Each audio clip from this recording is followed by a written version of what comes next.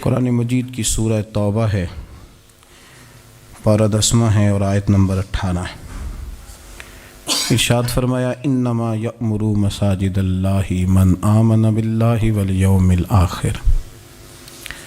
فرمایا اللہ کی مسجدوں کو وہی لوگ آباد کرتے ہیں جو اللہ اور آخرت پر ایمان لاتے ہیں۔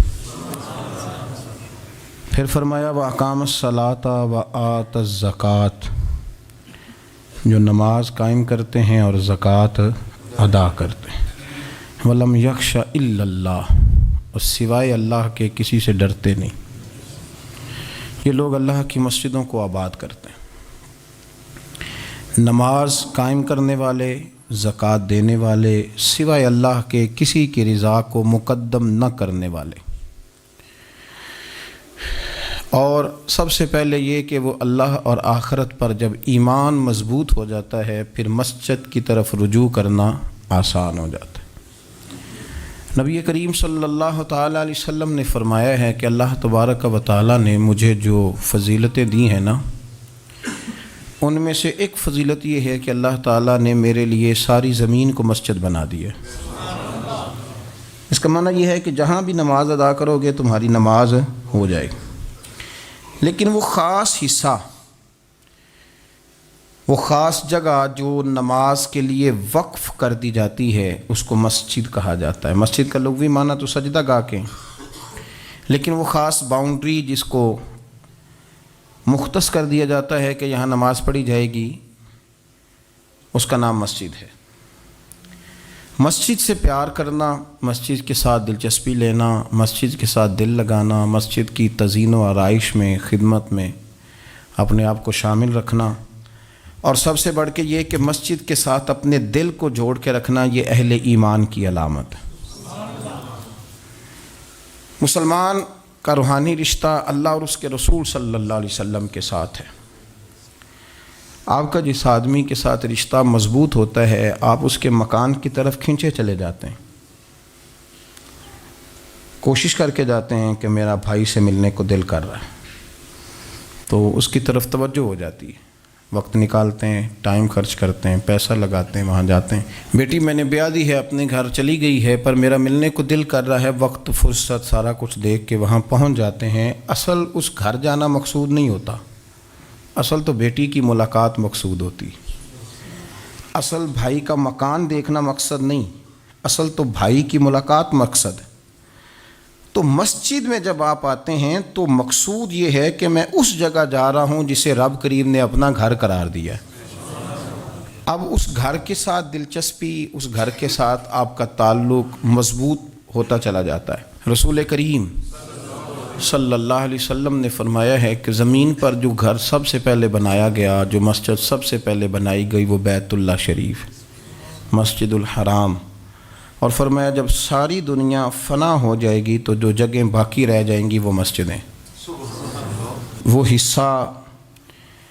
جس پہ مسجد تعمیر کر لی جاتی ہے وہ حصہ باقی رہے گا۔ مسلمانوں کے اندر جہاں چیزیں بڑی تیزی کے ساتھ پھیلیں اور ہماری دلچسپیوں کا رخ جب سے دنیا داری کی طرف زیادہ بڑھا تو مسجد سے بھی تھوڑا سا لوگوں کا رجحان کم ہوا ہے۔ ایک تو لوگ مسجد میں دیر سے آتے ہیں اور پھر جلدی جانے کا شوق رکھتے ہیں۔ کبھی ہم دیکھتے تھے کہ اسکول کا گیٹ بہت بڑا ہوتا تھا لیکن چھٹی کے ٹائم تنگ پڑ جاتا تھا۔ یہی حال مسجد میں جب نماز ختم ہوتی ہے تو اس وقت ہوتا ہے۔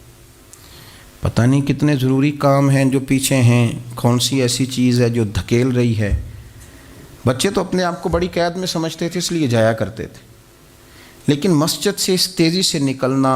نماز پڑھنے والوں کی نماز کا خیال نہ کرنا، کسی کی تکلیف کا احساس نہ کرنا اور شدت کے ساتھ وہاں سے نکلنے کی کوشش کرنا، اس عمل پر جب غور کیا جائے تو برے خیالات ذہن میں آتے ہیں۔ ایسی چیزیں ذہن کے اندر آتی ہیں جن کا ایک مسلمان کے حق میں ہونا ٹھیک نہیں۔ میرے نبی پاک صلی اللہ تعالیٰ علیہ وسلم نے ارشاد فرمایا، قریب محبوب فرمانے لگے کہ 7 شخص ایسے ہیں کہ قیامت کے دن اللہ کے عرش کے سائے کے علاوہ سایہ نہیں ہوگا تو رب کریم ان 7 بندوں کو اپنے عرش کا سایہ عطا فرمائے گا۔ وہ 7 لوگ ہیں، ان میں سے نبی پاک صلی اللہ تعالیٰ علیہ وسلم نے ایک شخص وہ بیان کیا کہ جو نماز پڑھ کے مسجد سے نکل تو جاتا ہے پر اس کا دل مسجد کے ساتھ جڑا رہتا ہے، اس کی طبیعت مسجد کے ساتھ لگی رہتی ہے کہ اللہ کے گھر سے ہو کے آیا ہوں، مجھے دوبارہ اللہ کے گھر جانا ہے۔ اس کا دل لگا رہتا ہے، جڑا رہتا ہے، وہ انتظار کرتا ہے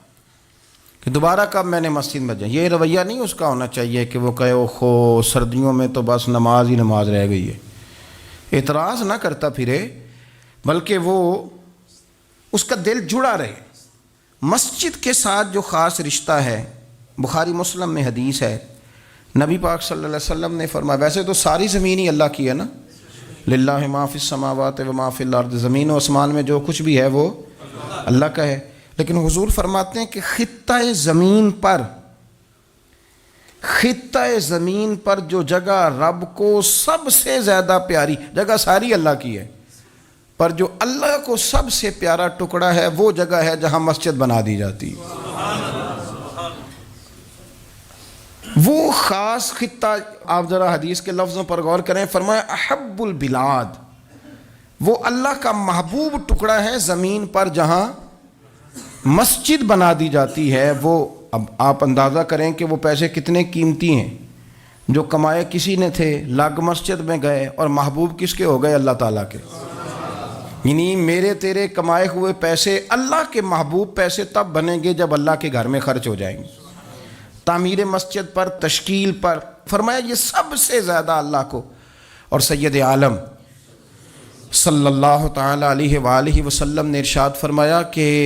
اللہ تبارک و تعالیٰ کو زمین پر، زمین ساری ہی اللہ کی ہے،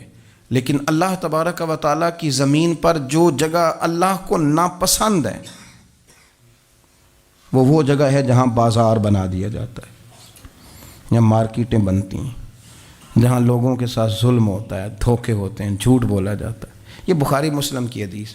ناپسندیدہ زمین کا ٹکڑا وہ ہے جہاں بازار بنتا ہے، اور پسندیدہ ٹکڑا وہ ہے جہاں شوق کس بات کا زیادہ، میری مارکیٹ ہو کہ میرے نام کی مسجد ہو، یہ میری زمین کا جو ٹکڑا میری مارکیٹ ہو، میرا پلازا ہو، اور پچھلا مکان خرید کے نہ تو ایک لائن پیچھے نکالتا ہوں، 12 دکانیں ادھر ہو جائیں گی، 12 دکانیں ادھر ہو جائیں گے، پھر حساب نکالتا ہے کہ 20,000 ایک کا کرایہ ہے تو کتنا بنا مہینے کا۔ اس کو یہ نہیں پتا کہ تیری یہ زمین تھی اللہ کی، اب تو نے اس کا وہ حشر کیا ہے کہ یہ ناپسندیدہ ترین ہو گئی،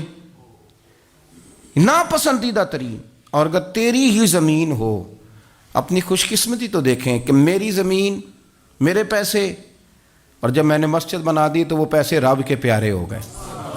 وہ زمین اللہ کی محبوب ہو گئی، وہ پیسے پیارے ہو گئے، وہ محبوب ہو گئے۔ لیکن بڑا ہی مشکل کام ہے، مسجدوں میں اعلان ہوتا ہے کہ بل آ گیا ہے، کو مہربانی کرو، اور پھر پکے سچے حاجی، نمازی، نیک صالح پرہیزگار بندے بڑی مشکل سے جیب میں ہاتھ ڈالتے ہیں، اور جو باہر آتا ہے اس میں پورا 100 روپیہ نکل آتا ہے، پورا ہی 100، یعنی کہ، اور گننے میں آپ کو پتہ ہے 1 روپیہ کر کے گنے تو 5-7 منٹ تو 100 گننے میں لگ ہی جاتے ہیں، پھر وہ گننا پڑتا ہے۔ اور مسجد کی ٹوپیوں میں سے، مسجد کے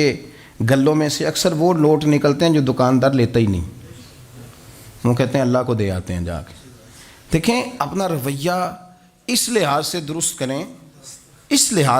کریں کہ جس طرح میرے لیے اپنا گھر بنانا ضروری ہے نا، اسی لیے میرے لیے مسجد بنانا بھی اسی طرح ضروری ہے۔